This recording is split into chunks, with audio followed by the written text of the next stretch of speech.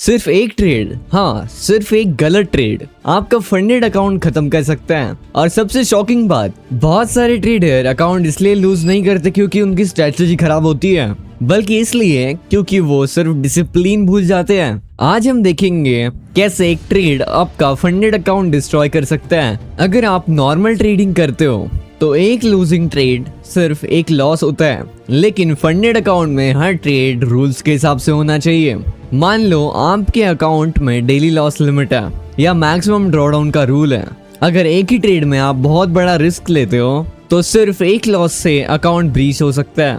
इसलिए funded trading में risk management strategy से ज्यादा इंपॉर्टेंट होता है। मान लो आपने निफ्टी फ्यूचर्स में एक ट्रेड लिया, मार्केट आपके अगेंस्ट चले गया, स्टॉप लॉस हिट होने वाला था, लेकिन आप सोचते हो थोड़ा और वेट करता हूँ मार्केट रिवर्स हो जाएगा, और यही सबसे बड़ी मिस्टेक है। स्टॉप लॉस हटा दिया, लॉस बड़ा हो गया और अकाउंट डेंजर जोन में पहुंच गया।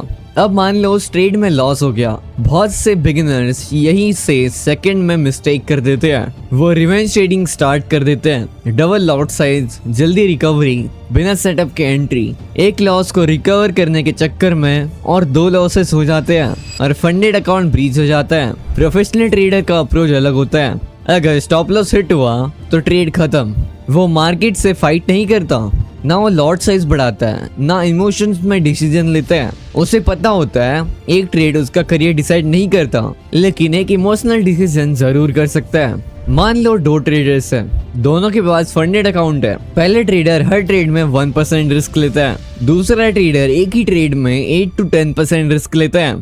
मार्केट दोनों के अगेंस्ट चले गया। पहला ट्रेडर छोटा लॉस लेके अगले दिन फिर ट्रेड करेगा, दूसरा ट्रेडर शायद उसका फंडेड अकाउंट खत्म कर चुका होगा। डिफरेंस स्ट्रैटेजी का नहीं, डिफरेंस रिस्क मैनेजमेंट का था। अगर आप फंडेड ट्रेडिंग और इंडियन मार्केट स्ट्रैटेजी को समझना चाहते हो तो सब्सक्राइब कर दो कैपिटल ट्री फंडिंग को।